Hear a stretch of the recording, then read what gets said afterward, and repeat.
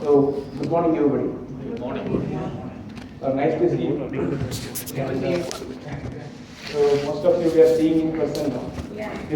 After so many webinars. Very much. Thank you. So, friends, today we are going to talk about the topic: do you get equivalent value for the price you pay? What is missing? What is price? And what is value? The money that we pay. Yes, you're right. What the money we pay? Generally, for any product, okay, the price is set as follows. First, the amount of money that they incur in preparing the direct product and whatever they use to create the product. Number one. On top of it, they will add office expenses. On top of it, they will add support expenses. On top of it, they add sales and promotion expenses. And together, they wrap it and say, this is the total cost I incur. On top of it, they add profit margin. And ultimately, it comes as a selling price to you. So whatever product actually you are going to purchase, okay, it is going to be the combination of this. The question is, we always pay the price to a product, but do we get the value always? That's the question. Value is something that we actually realize and recognize. So that's the theme of today. So if you see here, the Standish group survey, they have done analysis, they survey, and they are saying that 30% features are infrequently used, 20% of the features are frequently used, and 50% of the use are hardly ever used. Similarly, if you see, the very high value features to the customers are observed to be approximately around 13%. High value is around 27%. Average value is going to be 46%. And low value is 11%. Again, these are the statistics derived for the most successful projects. That means the projects that have met the triple constraint: scope, time, cost. We are not going to talk about the projects which have not met it. Out of the so-called successful projects, these are the statistics. This is what is organization perspective. Like our friend said, Microsoft Excel if you take, or Microsoft Word you take, there are so many features which are not used by the end customers at all. Now if you think from the organization perspective, they have a maintenance cost on them. Whether we agree or disagree, those features need to be maintained. Once you have to maintain these features, what it means? It means that you have to incur the maintenance for it. That means the cost of the product is increasing. So at one end, the number of features the end user is using is less. At the other end, the cost of the product is more. Then how can you achieve a balance between the value you get versus the price you achieve? So don't you think it's an interesting equation? At one hand, less number of features are used, more number of features are just used for sake of maintenance. At the other hand, you are actually adding the price value to the customer, to the end user, based upon all these things. So don't you think that we are paying more than the value we are getting? What happens if it continues like this? An unhappy customer, an unhappy experience is going to trigger another unhappy experience. Ultimately, we are going to say, okay, I don't want this product. Right. So what is going to happen is, if you don't solve this paradigm, we may end up saying that new products getting into the game. So my dear friends, from the organization perspective, they are incurring more amount of money in terms of cost itself. Their profit margins are coming down. They are not able to achieve end user satisfaction. Okay. Krishna, one question. When they miss forward, Microsoft means they are going to build. So how they will identify that these features somebody is going to use and this feature is not going to use? Yeah. So that I will spend my time on this feature. I understand your question. You are saying what is the rationale of identifying these features are mostly used? Right. I'll just part it out towards last 5 minutes. I take your question. Okay. Around towards the end, I'll answer this question. Okay. Now we have talked about organization perspective. I request you to think about your own experience. My experience says that 20% of the products are the features. Okay, I think I'm happy. 30%, okay. 50%, no, it's frustrating. What about you? Day in, day out, today we are dealing with gadgets, we are dealing with apps. Okay, what kind of experience we are getting? Let me tell about my experience. Okay, the first experience I want to narrate is about Uber. Okay, I got excited when my friend referred me, Krishnamurthy, we now can use Uber. Okay, it's free, it's relatively cheap, per kilometer 7 rupees, and the service is good, so I used Uber. I felt very happy. Then I wanted to refer Uber to my wife so that she can use. Now I come across a small question. When I registered, when my wife registers, what happened is there are only 3 payment options are there. Payment by PayPal, payment by debit card, credit card, and payment by third thing is Airtel Money. Paytm wallet. Airtel Money. Paytm wallet. Paytm wallet. We don't have option of paying cash. We are not so digitalized that we can use using this product. So we want and said, can't I use cash? Because already I have the cash experience. The kind of experience I got? Around 24 email threads went. Even today I got that's not yet resolved, still going on, saying, we only sponsor cash payment only to limited users. Then I asked, what is the criteria to get qualified for that? Because as a user, I got qualified. So what about my wife? Because I can't use it, because my wife doesn't have that option. Then they say, we will let you know once we roll out to everybody. You see a small deviation in customer experience. And I specifically wrote down back to them, you know what? If you don't provide us the cash option, my wife cannot use it. Then the response that I got still is a stereotype message. We will let you know once it's rolled out to everybody. I think most of the Hyderabad users are having cash option. What is the fun in getting a clarity there? So, my dear friends, today we are making big events, big projects. It is about those small customer touch points. We are not actually trying to understand, and we are not actually trying to reflect back, respond back. Okay. Which city are you talking about? Hyderabad. Where we don't have cash option. Here we have cash option. Yeah, where we don't have, I'm asking. In Hyderabad, I wanted Uber to provide me cash option to the new user. They are saying, we will provide you once it is rolled out. But all my friends whom I know, they know it. The point I am trying to drive here is, it is a small touch point. It's a small touch point that customer gets into unhappy mode. Uber has a good network, but still, the customer touch point, if they don't tag, somebody else will take. Second experience I want to say is BSNL. Hopefully, you all agree with me. Since my childhood, I assigned myself to BSNL. So I called up the BSNL people. Look, I have been your user. I have this problem. Can you please take care of me? I get all problems.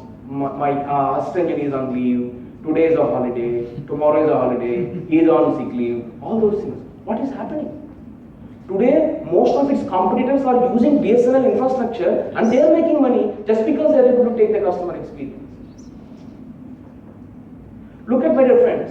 If you don't take care of the user experience, if you don't take care of customer experience, if you don't understand the customer touch points, your value, whatever proposition you are making, it's out of balance.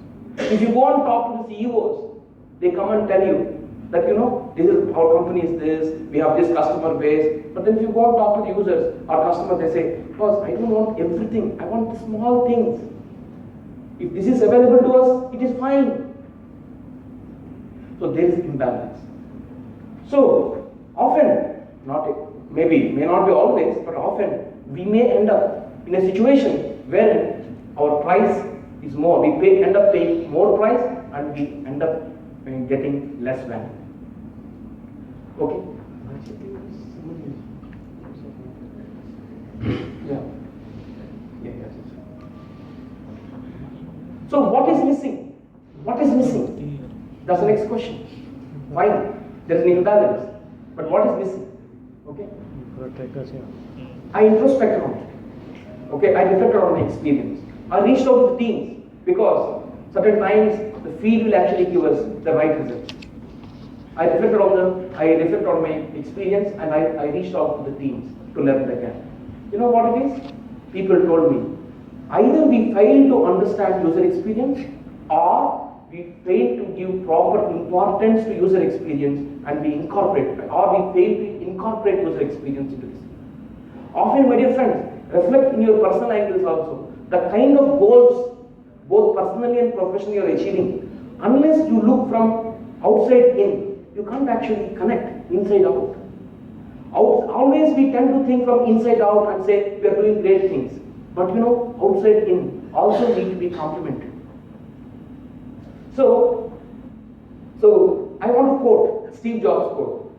You have got to start with customer experience and work back toward the technology, not the other way around. So user experience, as mentioned in the Wikipedia, it says, user experience highlights the experiential, meaningful, and valuable aspects of human-product interaction. So friends, it's just not understanding user experience. You also need to think future. You also need to have intuition of where these dots connect to be. It's just not sufficient if you think about today user experience is this. User experience has got 4 quadrants. Number 1, pain areas. Next quadrant, hygiene areas. Next quadrant, experience enhancement. Next quadrant, creating a wow factor. When you are actually trying to build a product, your product should satisfy the needs, that is hygiene features, as well as it should address the pain areas. But how can I enhance their experience? How can I create a wow feature? Where the technology is going to be? My dear friends, today, another challenge we have in front of us is Internet of Things. If you are building a manufacturing product like nuts, bolts, cars, people can actually touch and they can actually tell you whether they are liking it or do not like it. But my dear friends, Internet of Things are becoming a complex subject of how to get the user attention.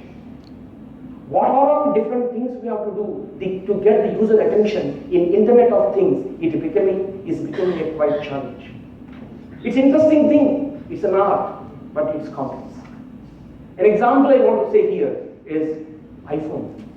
Steve Jobs, he could able to foresee not only user needs, he could able to connect the Internet of Things, he could able to see how the future is going to be, and he came forward with a better experienced iPhone, and then because of which the great stalwarts in the competition like Nokia got thrown out of the competition. If you Google on Nokia, you will get the point saying, even if you drop the phone from 999 feet, it will still be safe.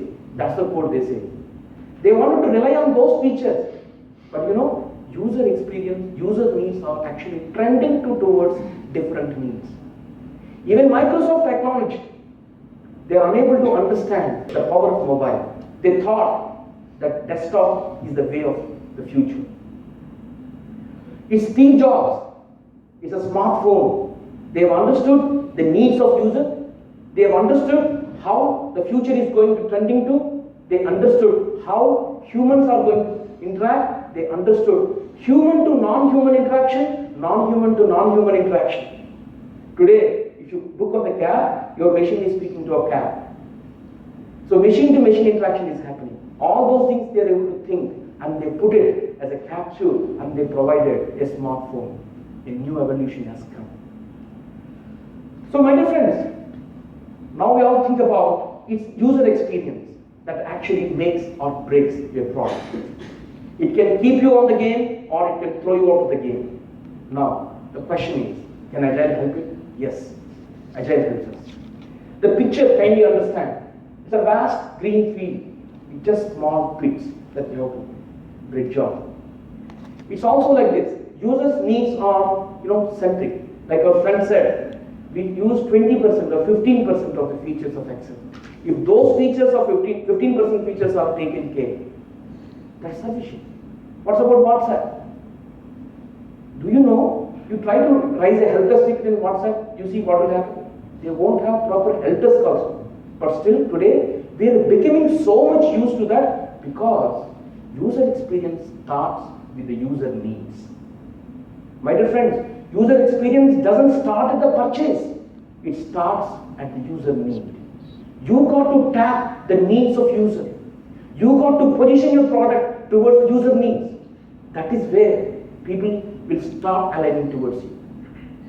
So my dear friends, agile methodologies can help you bridge those small pits and can connect user experience, and thereby you can actually innovate products.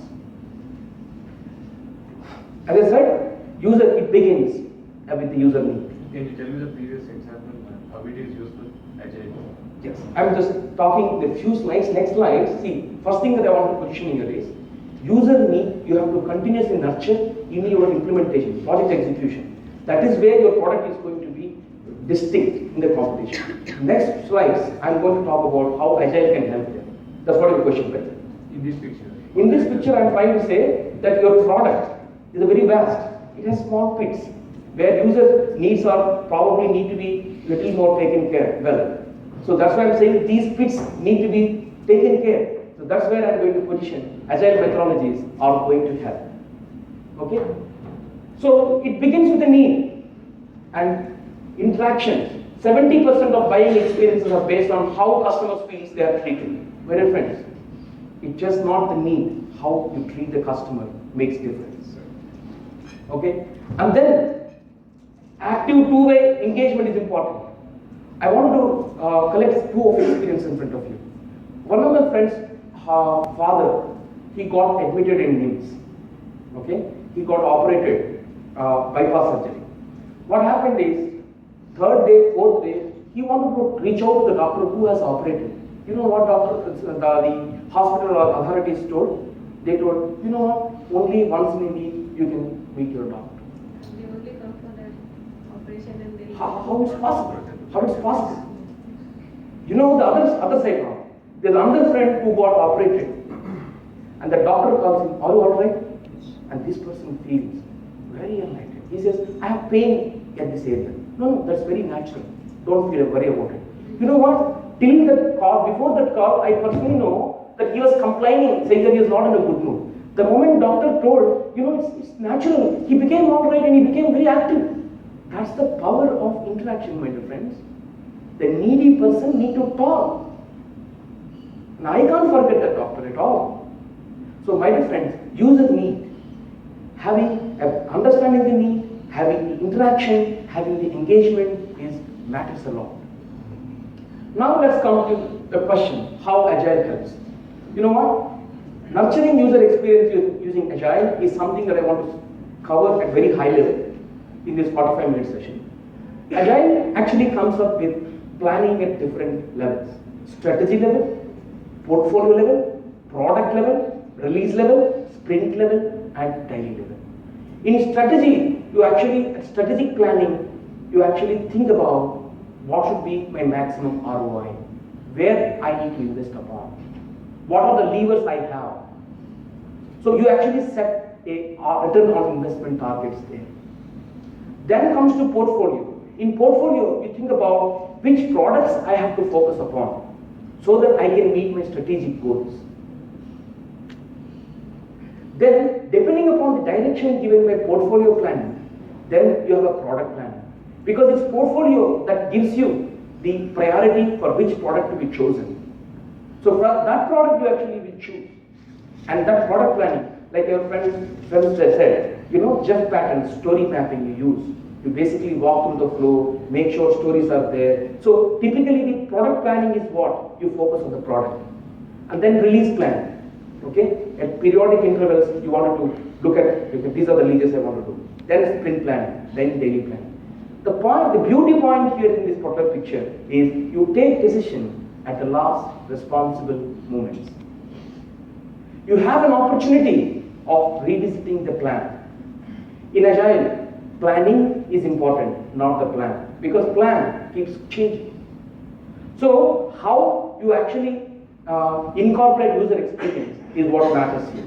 Number one, once you understand, now I want to start with the product. Okay, the moment you understand this is the product I want to choose upon, then you know what are the features? Okay, what are the features my customer wants to know, my users wants to know? You ask a question. How do you know that? My dear friends, during the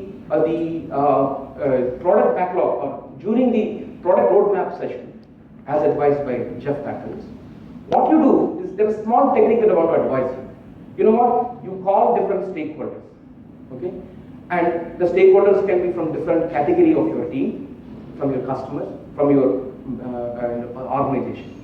I also request you to invite some user community also, if possible. If it is not possible, try to invite people who know the pulse of end users. Form them into different teams, small teams. Okay, let's assume that 30 people comes here. Form them into 5 different groups. Create interaction among them and saying that, you know what, if at the end of 6 months or at the end of 1 year, if our product need to be successful, what kind of features you want to see? Ask them to wear the hat of the product, the end user perspective. If there's a possibility of incorporating end users, please invite them. If not, take their hat and think through their eyes.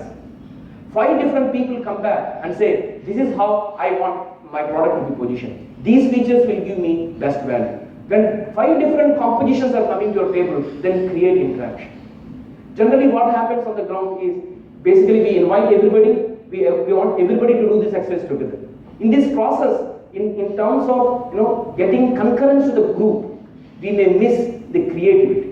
That's why a small suggestion that I want to suggest is divide the stakeholders into different groups. Make sure that each group that comes to the product roadmap planning as self-sufficient group, ask them to come up with what can be those features in the product that you want to see, and then you basically reconcile after that. So when 5 different options are in front of you, then again having a discussion on top of it will definitely provide a better insights, and you can actually get the pulse of end user. So typically in this way, you can actually identify the top features that customer wants, and then you can actually break down into features or epics or stories, and then you can actually cut for what can go for first release, what can go for second release, what can go for third release. Again, it's a one-day workshop if you really want to get understanding on this, but at very high level I want to cover here. The important thing I want to touch upon is the user experience. Classify people into different groups. Make sure that each group has representation from all different community and categories. Make sure that every team can conceptualize how the product can come. Ask them how your product can be distinct. Ask them to write a note saying that, okay, 6 months from now, you are going to write an email to your CEO saying that my product is distinct in these areas. Ask them. They actually know it is a challenge to them. After 6 months, my product is distinct on these features. If they have to write, they really need to think about it. They come back with a half-page note. It's not easy to come up. That's called remember the future. Okay, and then depending upon that thing, you invest more on it. There are different techniques out there how to prioritize these features. So my dear friends, based on this particular thing, the important thing is in product planning, in release planning, if need be, in sprint planning also, you can actually have a product owner represents the end user perspective, but you can also invite them if need be, so that they can actually always provide their valuable feedback, so that once you ship the product, they know beforehand what they are going to receive. So that's why, because at different levels we conduct planning in periodic intervals. In agile, it gives an opportunity for us to incorporate end user experience and reflect it on the ground. Okay, see, thereby you can always say, okay, these features I want to compromise upon. I want these features to come up. Okay, that's fine. So basically, you have an opportunity of incorporating the end user experience here. So you think about this particular thing. So I want to ask, in a big scale agile model, if you want to know let's not see in scale agile model, you go to Scrum team and ask, okay, what are your sprint goals? They will tell about their sprint goals. You talk about what should be the overall product development at the end of the release. I don't think everybody will answer it. See, if you don't implement this release planning event properly, what is going to happen is every team is going to talk about their sprint goals only. Certain team, I have understood certain teams, they don't even understand the needs of other teams also. They are only focused on my Scrum team, my goals, what can I do? But we want overall view. Everybody should have overall view. What can bridge this? It's efficient way of handling a release planning will actually help you. An efficient way of scaled agile model, as if the Scrum of Scrum performs that role efficiently, then that view will come. So if you ask me, WhatsApp, they came up with very lean features first. They understood user experience. They're slowly building on top of it. It's very, you understand that the way the WhatsApp has come is phenomenal. 74% of the business believe user experience is key for improving sales, conversions, and loyalty. So friends, user experience design is not just interface design, it's a system. It's not a step in the process, it's the process. It's not just about technology, it's about behavior. It's just not about usability, it's about value. It's just not about user, it's about context. It's not about expensive, it is flexible. It's not about easiness, it's about balancing act. The role of one person, it's not about the role of one person or a department. It's a culture. It's not just a single discipline, it's a collaboration. It's not a choice, it's a means of survival. It's a means of survival. If you don't understand the user experience properly, kindly understand we cannot survive in the game. Now, I want to present Bahubali too. We all are educated people, okay? But I always attribute high regards to film director as the best project manager who actually balances the complicated situations. You know what? The way Bahubali movie is being brought up, he just put part one in front of us, he understood the pulse, now he's going for the second thing. Whether he makes the movie better or not, I don't know, but I can tell, not only myself, you also can tell, it's going to be a big hit. Yes. Because he understood the pulse of users. And then he's putting up the version 2. I have seen an iterative way of developing it. So there are two contrasting scenarios. Scenario one is your WhatsApp application, wherein simple, to the point, lean application, coming up feature by feature, coming to the user. Second application is a mega project like this. They are also implementing a phase-wise approach, and you see the kind of difference. And I see suddenly other directors also, movie directors also following the same thing. Rudram Dev is also saying, I'll come up with some next version there with some other title he has put it. So, friends, at the end of the day, what I want to communicate here is user experience is no more a choice. It is a means of survival. And in Agile, you have an opportunity of including end user perspective in your planning units. You have sprint, you have the product planning, you have release planning, you have sprint planning, you have daily planning. So thereby, you can actually incorporate user voice at different intervals and constantly, so that you can actually come up what is needed for the user. So that's about it. Now I want to take questions. Your question was? MS Word question means how do means while developing MS Word will know that this feature is going to use. There is always a you can have certain tools available saying that what are the features that are being hit more number of times. You have business analytics in place that actually predict you the number of features that are hit. That is one way of thing. Second thing is going and talking to the users and understanding what features are mattering most to their business. Okay, so there are multiple techniques are there. One, in number point of view, two, in value point of view. So thereby you can capture those analytics and you can actually put it. It's business analytics. Yeah, means I understood. Means this is after the first version or the second version come to the market. But how to predict before the first version? Correct. That's That is why your experts come into picture.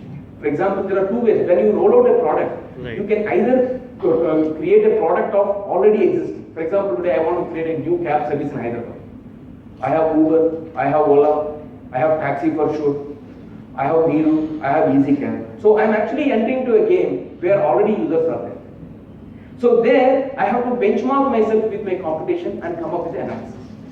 Okay, now the first thing that I want to do is I will go and talk to the user and say, look, in Meru cabs, in Taxi for sure, what are the features that are of most significant to you? Those features definitely I have to keep, otherwise people won't come to my app. Then what can be the One is business driven, one is compliance driven, one is more technical driven, right? And there might be others I can use to collaborate into this way. Talking about the business driven, I can understand the end user experience. When exactly it's a technical driven, or when exactly it's a compliance driven, how exactly you see that parts of the end user. So your question is business driven, you can relate to user experience. Yes. For the technology and compliance driven, how can you put it? Okay, let me ask one thing. If it is technology driven, let us assume if you don't incorporate the requirement, what will happen? There can be two things can happen. A, it may either lead to user bad experience. Ultimately, everything you do relates to some kind of experience to end user, right? Or there are certain things you have to take care. For example, today you are constructing a building. Okay, you have to make sure that your building is compliant to the earthquake or hurricanes. Those are something that user may not realize today. He may realize later. So immediately I may not get immediately I may not get the experience on it. So what your question, your technology and compliance has got ultimately it leads to either the immediate experience to customer or immediate or long-term experience to customer or certain times the regulatory compliance. Regulatory experience something we can't do anything. For example, in the power, whatever per unit we are paying, 60% of that money is actually going to regulatory compliance. It's only 30 to 40% money that we are paying for each unit of the power today here is actually going to the cost of production. So to answer your question has two parts. If it is compliance or regulatory driven, definitely we need to obey. That is something, if we don't obey, government will not help us operate there. But otherwise, all other actions should lead to either it should address user pain or it should address user hygiene area. These two things he doesn't tell you. He expects you to do that.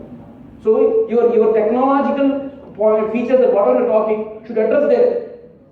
Okay, if it's experience enhancement or if it's wow factor, then your user can detect. But there are certain things user expects by default. So that is where your whatever input technological point of view are telling, they may position them. So to answer the question, regulatory perspective we have to comply, otherwise government will not let us allow to play there. If it is any other thing, ultimately either short-term needs or long-term needs or told needs or untold needs, the customer that these features should relate to. Yeah, I was just trying to give an example. Like earlier we had some Microsoft, some person. Right now they are stopped supporting that. We don't have a choice. Current value is fine. I don't have budget to upgrade. Then if Microsoft doesn't support you, believe me, support you as a customer, there will be some other marketplace who can support you. If you don't take care of your customers, somebody else will take care of it. So what I'm trying, that is where you see, in monopoly, wherever monopoly is happening, for a certain period Microsoft has been monopoly. Okay? In monopolistic system, if customers' genuine concerns are not properly addressed because of whatever business reasons they say, there will be some other player who can get in, pitch in and provide you best service. Any other question? It's like user experience. Is it applicable for all the fields? I take aviation, I take medicine or pharma. Is it applicable to all the fields? Excellent question. It is applicable to every area. How today, come? if you today regulation, Indian regulation or any country regulation, there is a Consumer Act is also coming into picture. Not many of us are aware of it. Okay, we can sue if they don't provide right, but because we don't buy in bulk, Because all users don't meet together and act as an association, we are not able to understand the potential of consumer app. But to answer your question, there is a consumer app. Everything that is sold in the market need to, they need to comply with consumer regulations, safety. So answer is yes. At the end of the day, what is market? It has to meet the needs of user. What is the point of product if it doesn't meet the needs of the user? So every area, we need to understand the need of the customer and we need to position our business towards the needs of the customer. That is where you relate more to them. For example, today, if somebody wants to say, I want to set up a yoga institute, believe me, most of us will sign up. It's a blue ocean strategy now. It's a need of us. Right? Somebody says, no, I want to put a gym. Maybe 50% of it may go. Because some people may say, no, I don't prefer there, I want to go walking, kind of a thing. You know what? See, where there is a need, if you position your business towards that, that is where you actually can relate more to the user, you can engage with them, you can interact with them, and that's where a win-win scenario is going to come. One good example which is out of the software field is Dish TV. Dish Tata TV. Sky. Pay for the channels What only do that you you use? watch. One more So thing it's I want to like the say. features that you are using only pay for those. Yes. One more example I want to say. Recently, around 1 year back, my dear friends, I want to provide one scenario, okay? Around 1 year back, here in Hyderabad,